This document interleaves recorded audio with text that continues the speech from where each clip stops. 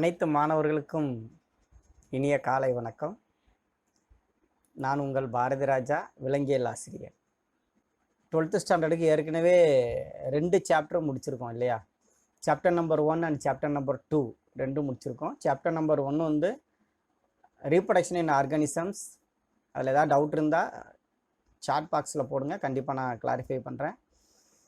Chapter number 2 human reproduction. இது ரெண்டும் ரொம்ப இம்பார்ட்டன்ட் பார்ட்டாக, அதனால் நீட்டுக்காக இருக்கட்டும் அல்லது போர்டு எக்ஸாமுக்காக இருக்கட்டும், ரெண்டுக்குமே சாப்டர் 1, 2, 3 மூணுமே ரொம்ப இம்பார்ட்டன்ட். அதனால் தரவாக படிச்சுக்குங்க. நம்ம ஸ்டேட் போர்டில் இருக்கிற இன்ஃபர்மேஷன் போதுமா அப்படின்னு பார்த்தீங்கன்னா மோரலஸ் போதும்.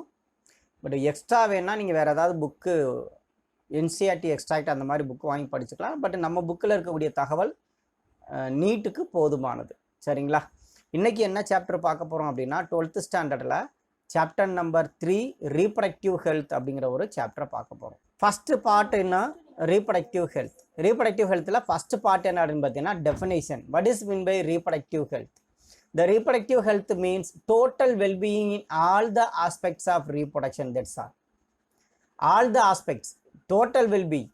ரெண்டே வேர்டு தான். சரிங்களா? பாப்புலேஷன் ஏன் அதிகமாகுது? பாப்புலேஷன் கண்ட்ரோல் பண்ணுறதுக்கு என்ன மெத்தட் இருக்குது?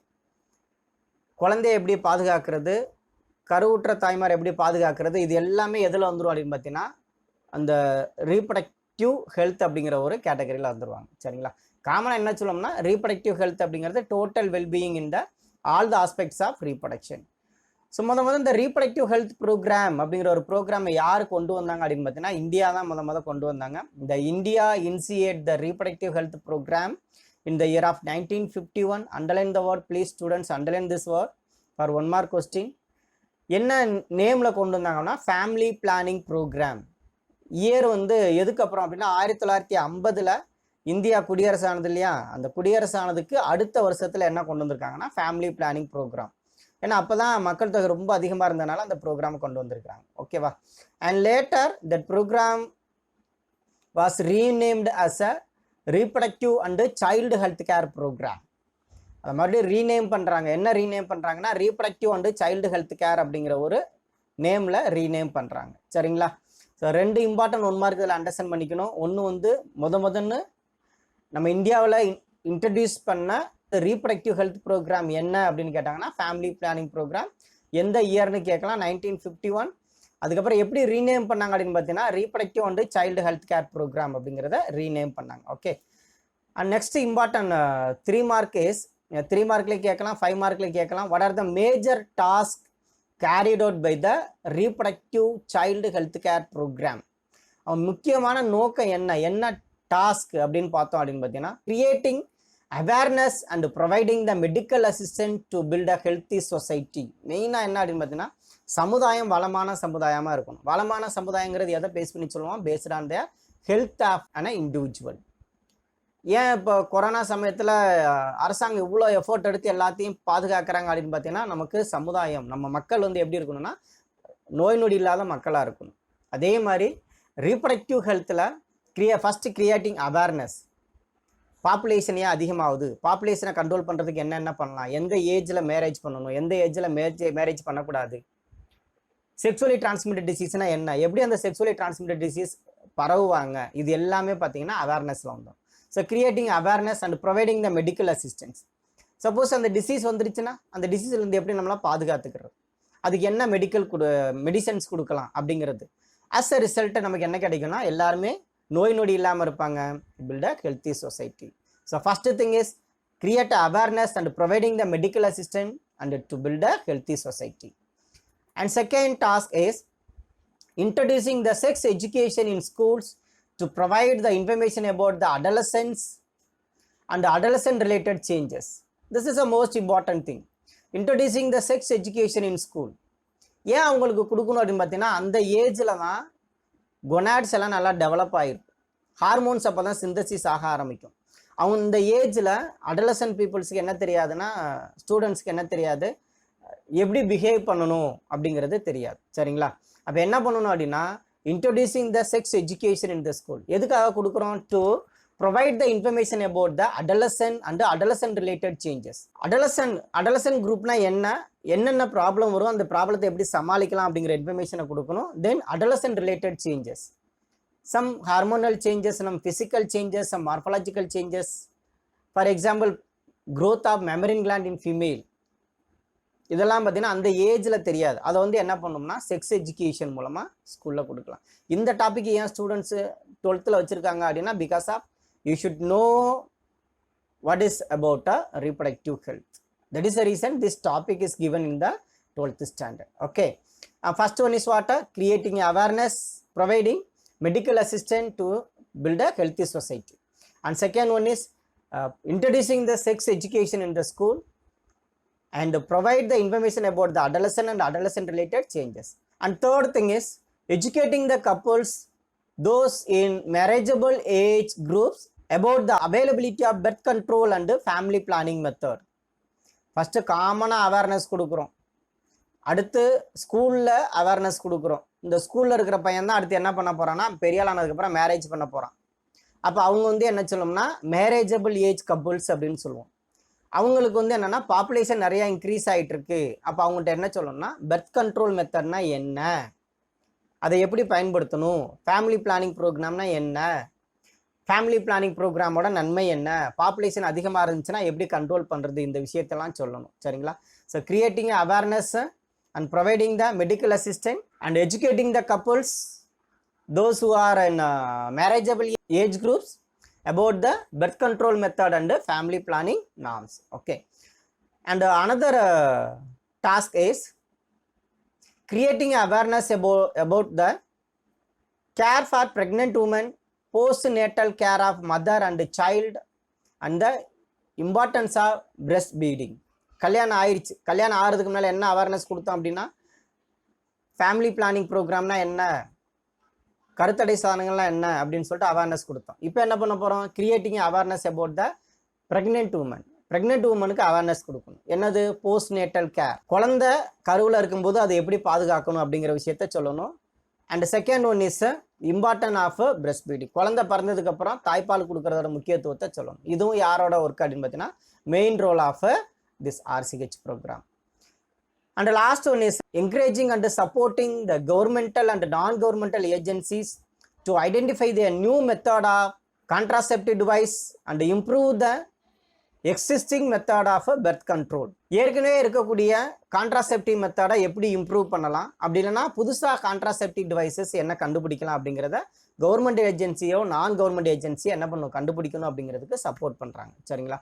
மொத்தம் 5 டாஸ்க் பார்த்துருக்கோம். First one is creating awareness among the peoples. Second one is introduce the sex education in the schools. And third one is creating awareness to the marriageable age couples regarding the contraceptive method. And fourth one is creating awareness for the pregnant woman. And fifth one is introduce the new method of contraceptive devices and improve the already existing method of birth control. So these are the major tasks that are carried out by the RCH program, that is reproductive child and healthcare program. This is also important 5-mark question in chapter number 3, first 5 mark. So kindly mark it as a 5-mark question. Okay. And next important thing is, this is a last year question. Last year public la கேட்ட question 2020 2019 எழுதுனாங்க இல்லையா, அந்த வருஷத்து எழுதின ஸ்டூடெண்ட்ஸுக்கு கேட்ட question இது. ஆம்னியோசென்டசிஸ். ஆம்னியோசென்டசிஸ் அப்படிங்கிறது என்னன்னா, it is a prenatal technique. குழந்தை பிறக்கிறதுக்கு முன்னால் கருவில் இருக்கும் பொழுதே prenatal technique used to detect the chromosomal abnormalities in the fetus. Underline the word, please students, underline this word. Identify the chromosomal abnormalities of the fetus.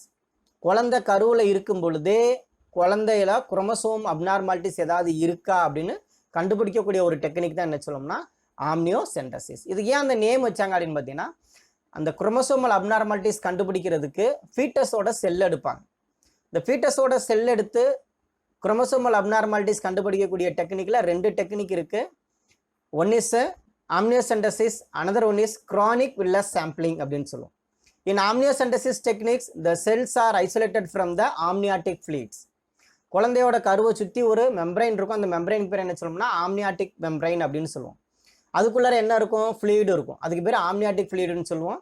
அந்த amniotic ஃப்ளூயிட்ஸில் foetal cells இருக்கும். அந்த செல்ஸை எடுத்து கேரியோடைப்பிங் பண்ணுவாங்க. Karyotyping means what? Isolation and arrangement of chromosome. That is called karyotyping. 4th லெசனில் படிப்போம். A complete set of chromosomes are isolated from a cell and the chromosomes are arranged based on their size. That is called karyotyping. With the help of karyotyping, we can easily find the chromosomal abnormalities of the fetus. Okay. And see here, amniocentesis is a prenatal technique used to detect any chromosomal abnormalities in the fetus, and it is being often misused to determine the sex of the fetus. எந்த ஒரு டெக்னாலஜியை நம்ம கண்டுபிடிச்சாலும் அதை misuse பண்ணுறதுக்கு நிறைய பேர் இருப்பாங்க. ஆக்சுவலாக ஆம்னியோசென்டசிஸ் டெக்னிக் எதுக்கு பயன்படுத்தினாங்க அப்படின்னா to find the chromosomal abnormalities of the foetus. But nowadays it is misused for determining the sex of the foetus. ஒரு குழந்தையோட செக்ஸ் ஆனா பெண்ணான்னு கண்டுபிடிக்கிறதுக்கு என்னன்னா பயன்படுத்துகிறாங்க. சரிங்களா? இதில் 2 வேர்டு தெரிஞ்சுக்குங்க. Prenatal technique, chromosomal abnormalities. ரெண்டுமே கீவேர்டு, ரெண்டுமே அண்டர்லைன் பண்ணிக்கிறோங்க. இந்த மாதிரி ஆம்னியோசென்டசிஸ் மூலமாக செக்ஸை கண்டுபிடிச்சாங்கன்னா என்ன நடக்கும் அப்படின்னு பார்த்தீங்கன்னா செக்ஸ் ரேஷியோ குறையும். Male female sex ratio in India the child sex ratio has decreased over the decade from 927 to 919 female for every 100 males. This decreased sex ratio due to the amniocentesis technique or due to the determination of the sex of the fetus. குழந்தைய கருவிலே கண்டுபிடிச்சிட்டாங்க, குழந்தை ஆனா பெண்ணான்னு கருவிலே கண்டுபிடிச்சிட்டாங்க அப்படின்னா அந்த குழந்தை பெண்ணாக இருந்துச்சுன்னா என்ன பண்ணிடுவாங்க? அபார்ஷன் பண்ணிடுவாங்க. அதனால என்ன ஆகும்? செக்ஸ் ரேஷியோ குறையும். இப்போ 1000 மேல்ஸுக்கு எத்தனை ஃபீமேல் தான் இருக்கிறாங்க? Only 919 females. அப்போ செக்ஸ் ரேஷியோ அப்படிங்கிறது அதுவும் ஒரு வகையான வெல்த்தி சொசைட்டிக்கு sex ratio also important. So இதை 1 மார்க்கில் அண்டர்லைன் பண்ணிக்கிங்க. 1000 மேல்ஸுக்கு எத்தனை ஃபீமேல்ஸ் இருக்கிறாங்க அப்படிங்கிறத 1 மார்க்கில் அண்டர்லைன் பண்ணிக்கலாம். ஏன் செக்ஸ் ரேஷியோ குறையுது? Because of abortion of foetus. ஏன் அபார்ஷன் பண்ணுறாங்க? Because of the amniocentesis program or amniocentesis technique used for determine the sex of the fetus. Okay. If the sex of the fetus identified in the fetal stage, it leads to female feticide. குழந்தைய கருவில் இருக்கும்போது ஆனா பெண்ணான்னு கண்டுபிடிச்சிட்டாங்கன்னா என்ன நடக்கும் அப்படின்னா பெண் குழந்தைய கருவிலேயே கொன்றுவாங்க. அந்த டெக்னிக் பேர் என்ன சொல்லுவோம்னா ஃபீமேல் ஃபீட்டிசைட் அப்படின்னு சொல்லுவோம். That means aborting the female in the mother's womb. Students, mark it as a 2 mark question. Important 2 mark question. ரொம்ப important 2 mark question. What is meant by female feticide? Aborting the female in the mother's womb. அம்மாவோட கருவிலேயே பெண் குழந்தையை கொல்றது. அப்போ what is meant by infanticide or female infanticide? The killing the female child after her birth. குழந்தை பிறந்ததுக்கு அப்புறம் என்ன பண்றதுன்னா கொல்றது. Both techniques reduce the sex ratio and this have result in the imbalance in the sex ratio. அப்ப ஏன் sex ratio குறையுதுன்னு கேட்பாங்க? Because of 2 reasons. One is female feticide, another one is female infanticide. ஓகேவா? இது வரைக்கும் நடத்தின பாட்டில் 3 விஷயம் நல்லா தெரிஞ்சுக்குங்க. ஃபர்ஸ்ட் என்ன அப்படின்னு பார்த்தீங்கன்னா major task carried out by the RCH programme. அது ஃபர்ஸ்ட் இம்பார்ட்டன்ட் 3 மார்க் கொஸ்டின் அல்லது 5 மார்க்கில் கேட்பாங்க. Second expected 3 mark is amniocentesis. And third one is female infanticide and female feticide. இது 3 மட்டும் நல்லா தரவா பார்த்துக்குங்க. அந்த குழந்தை கருக்கலைப்பை தடுக்கிறதுக்கு ஒரு சில சட்டம் கொடுத்துருப்பாங்க. அந்த சட்டத்தை வந்து கொஞ்சம் பார்த்துக்குங்க. மேபி 1 மார்க்கில் கேட்கலாம். சரிங்களா? Next topic in reproductive health is population explosion and birth control. என்னென்ன ரீசன்னால பாப்புலேஷன் எக்ஸ்ப்ளோஷன் ஆனிச்சு அப்படின்னு சொல்லிட்டு கேட்கலாம். What are the reasons for explosion of this population? Increased health facilities and better living conditions have enhanced longevity. Health facilities நிறைய increase ஆனிச்சு. Vaccine கண்டுபிடிச்சாங்க. இப்போ கூட கொரோனாவுக்கு வேக்சின் கண்டுபிடிச்சிருக்காங்க இல்லையா? அது மாதிரி வேக்சின் கண்டுபிடிச்சாங்க. அதனால நல்லா ஹெல்த்தான ஃபுட்டு கிடைச்சது. அதனால என்ன ஆச்சு அப்படின்னா எல்லாருமே என்ன ஆச்சுன்னா நோய் நொடி இல்லாமல் இருந்தாங்க. அதனால இறப்பு விகிதம் குறைஞ்சது. இது ஒரு reason. According to the recent report from the United nation, India's population has already reached 1.26 billion. Students, underline the word as a 1 mark question. And it is expected to become the largest country in the population size and surpassing the China around 2022. 2022 நம்மளால முடிஞ்ச ஒரு விஷயத்தை செய்ய போகிறோம். சைனாவை முந்த போகிறோம். எந்த விஷயத்தில் சைனாவை முந்த போகிறோம் அப்படின்னு பார்த்தீங்கன்னா பாப்புலேஷனில் முந்த போகிறோம் அப்படின்னு சொல்லிட்டு யுனைடெட் நேஷன்ஸு ஒரு சர்வே கொடுத்துருக்குறாங்க. இந்த பாப்புலேஷனை குறைக்கிறதுக்கு என்ன பண்ணலாம் அப்படின்னு பார்த்தீங்கன்னா people should be motivated have a smaller families by using a various contraceptive methods. Contraceptive மெத்தட்ஸை யூஸ் பண்ணீங்க அப்படின்னு பார்த்தீங்கன்னா குழந்தை பிறக்கிறது தடுக்கப்படும். அப்போ பாப்புலேஷன் ஆட்டோமேட்டிக்காக குறையும் அப்படின்னு சொல்லிட்டு கப்புள்ஸ் என்ன பண்ணணும், மோட்டிவேட் பண்ணணும், அவங்களை என்கரேஜ் பண்ணணும் கான்ட்ராசெப்டிவ் மெத்தட் யூஸ் பண்ணுறது. அண்ட் கவர்மெண்ட் என்னென்ன நார்ம்ஸ் அனௌன்ஸ் பண்ணியிருக்கிறாங்க அப்படின்னு பார்த்தீங்கன்னா here advertisement by the government. Tamil Nadu government என்ன அட்வர்டைஸ்மெண்ட் கொடுத்துருக்காங்கன்னா நாம் இருவர் நமக்கு இருவர். நாம் இருவர் அப்படிங்கிறது அம்மா அப்பா, நமக்கு இருவர் அப்படிங்கிறது ஒரு பையனோ பொண்ணோ அல்லது 2 குழந்தைங்க அப்படிங்கிற ஒரு கான்செப்டை கொண்டு வந்தாங்க. we two as two, நாம் இருவர் நமக்கு இருவர். அடுத்து என்ன பண்ணாங்க, அதனாலேயும் பாப்புலேஷனை கண்ட்ரோல் பண்ண முடியல. அப்படி என்ன பண்ணாங்கன்னா நாம் இருவர் நமக்கு ஒருவர், we two as one, நாம 2 பேரும் நமக்கு ஒரு குழந்தை போதும் அப்படின்னு சொல்லி சொன்னாங்க. அடுத்து என்ன பண்ணுவாங்க அப்படின்னு பார்த்தீங்கன்னா நாமே குழந்தைகள் நமக்கேன் குழந்தைகள் ஒரு திட்டம். சரி, இப்போ என்னென்ன பண்ணியிருக்கிறாங்க அப்படின்னு பார்த்தீங்கன்னா வாட் இஸ் பாப்புலேஷன் என்னன்னு பார்த்தோம், ஏன் இன்க்ரீஸ் ஆனிச்சுன்னு பார்த்தோம், reason for increase of population. And second thing is எவ்வளோ பில்லியன் இருக்குது அப்படின்னு சொல்லிட்டு பார்த்தோம், 1.26 பில்லியன். எந்த வருஷத்தில் சைனாவை முந்த போகிறோம் அப்படின்னா 2022 முந்த போகிறோம். கவர்மெண்ட் என்ன பண்ணுது அப்படின்னு பார்த்தீங்கன்னா கப்புள்ஸை வந்து கான்ட்ராசெப்டிவ் மெத்தடை யூஸ் பண்ண சொல்ல போகிறாங்க. நாம் இருவர் நமக்கு இருவர் அப்படிங்கிற ஒரு ஸ்லோகம் யூஸ் பண்ணுறாங்க. நாம் இருவர் நமக்கு ஒருவர் அப்படிங்கிற ஸ்லோகம் யூஸ் பண்ணுறாங்க. And rising of marriageable age of the female to 18 years and that males to 21 years. இப்போ யாரும் இந்த வயசில் கல்யாணம் பண்ணுறது கிடையாது, இதோட லேட்டாக தான் கல்யாணம் பண்ணுறாங்க. இருந்தாலும் அப்போ என்ன பண்ணியிருக்காங்கன்னா குழந்தை திருமணம் நிறையா நடந்ததுனால ஃபீமேலுக்கு 18 வயசும் மேலுக்கு 21 வயசும் மேரேஜபிள் ஏஜாக ஃபிக்ஸ் பண்ணாங்க. And incentives given to the couples with small families and other measures taken to control the population growth in our country. சின்ன ஃபேமிலியாக இருந்துச்சுன்னா அவங்களுக்கு என்ன பண்ணுறாங்க, ஒரு சில சலுகையை கொடுக்குறாங்க. இது எல்லாமே பாப்புலேஷனை கண்ட்ரோல் பண்ணுறதுக்கு நம்ம தமிழ்நாட்டில் எடுத்துருக்கக்கூடிய நடவடிக்கைகள். சரிங்களா, இது ஜஸ்ட் 1 மார்க்கில் பார்த்துக்குங்க, அவ்வளோ ஒன்றும் இம்பார்ட்டன்ட் கிடையாது. சரிங்களா, இப்போ பாப்புலேஷன் நிறையா இன்க்ரீஸ் ஆயிடுச்சு இல்லையா. இதுக்கப்புறம் வரக்கூடிய டாபிக்ஸ் எல்லாமே ரொம்ப இம்பார்ட்டன்ட் டாபிக்ஸ். இனிமேல் வரக்கூடிய டாபிக்ஸை நல்லா தரவாக பார்த்துக்குங்க. இப்போ பார்த்தது அவ்வளோ இம்பார்ட்டன்ட் தான், பட் அவ்வளோ எக்ஸ்பெக்டட் பார்ட் கிடையாது. இந்த பாப்புலேஷன் இன்க்ரீஸ் ஆகிடுச்சு அப்படின்னா அந்த பாப்புலேஷன் எப்படி குறைக்கலாம், எல்லாத்துக்கும் கல்யாணம் பண்ணாமல் விட்டுருவோமா, அது முடியாது. ஆனால் பாப்புலேஷனை குறைக்கணும். எப்படி குறைக்கலாம் நெக்ஸ்ட் கிளாஸில் பார்க்கலாம். சரிங்களா, பாப்புலேஷன் எப்படி குறைக்கலாம், என்னென்ன கான்ட்ராசெப்டிவ் மெத்தட் அப்படிங்கிறத நெக்ஸ்ட் கிளாஸில் பார்க்கலாம்.